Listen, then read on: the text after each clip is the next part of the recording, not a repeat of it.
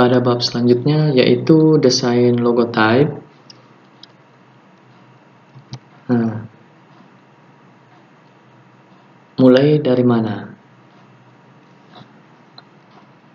Jadi kadang kita bingung harus mulainya dari mana.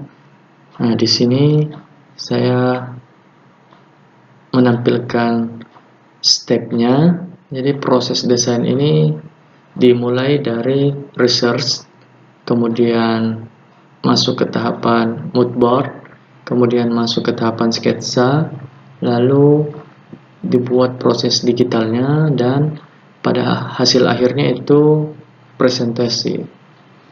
Nah, untuk proses research dan pembuatan mood board ini masuk ke low proses, kemudian sketsa ini masuk ke medium proses, kemudian tahapan digital dan presentasi desain ini masuk ke high proses. Nah, untuk research, yang pertama itu kita research reference.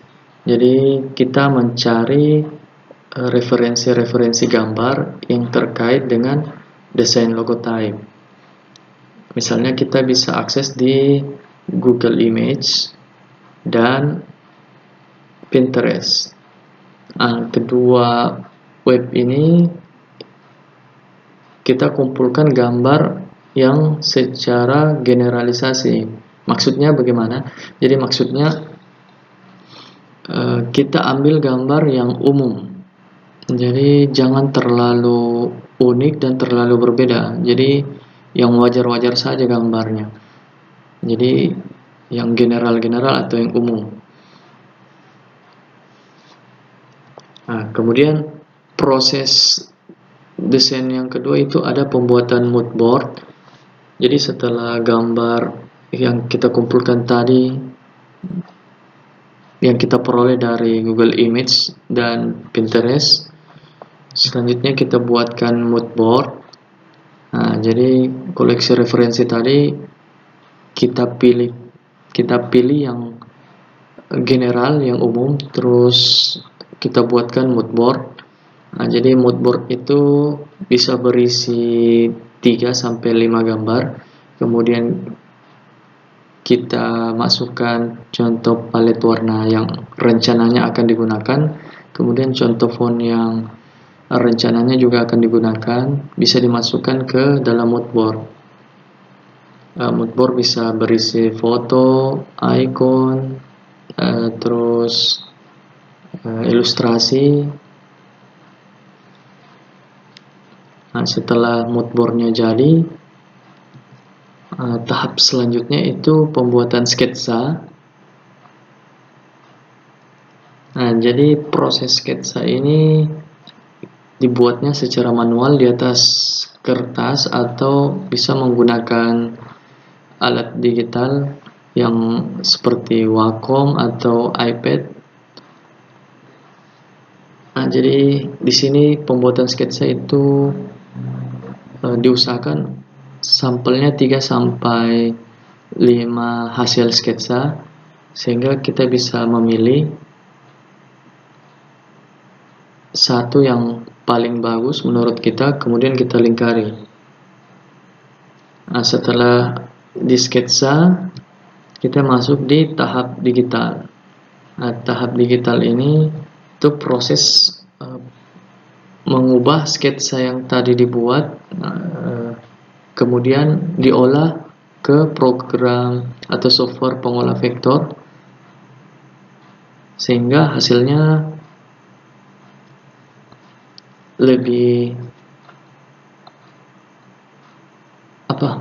hasilnya lebih bagus begitu, karena sudah melalui proses digital yang memudahkan kita untuk mengganti warna atau jenis tulisan.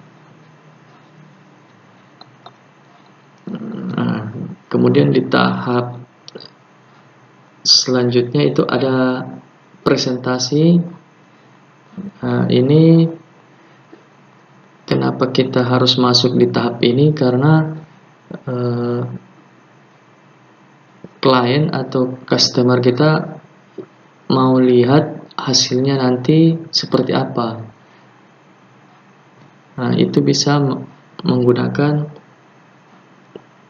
yang namanya mockup design. Jadi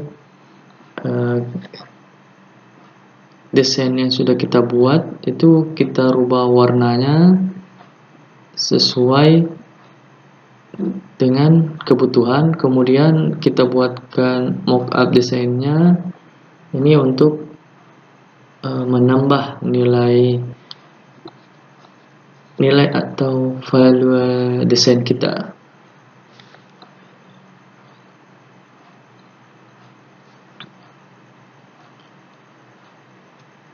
Nah, biasanya juga desain yang ditampilkan secara flat itu harganya relatif lebih murah dibandingkan dengan desain yang ditampilkan atau disajikan dalam bentuk presentasi seperti ini. Jadi kalau desainnya ditampilkan dalam bentuk presentasi menggunakan mockup seperti ini, biasanya harganya bisa melambung tinggi. Nah, selanjutnya bagaimana?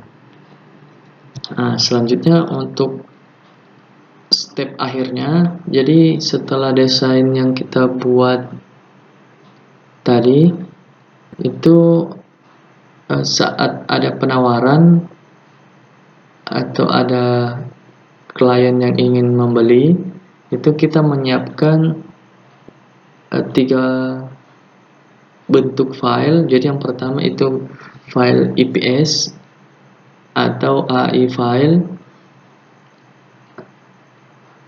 Kedua ada file PNG atau JPG file. Jadi JPG file ini itu untuk memperlihatkan ke klien, sementara PNG transparansi ini itu untuk file yang akan diberikan ke klien.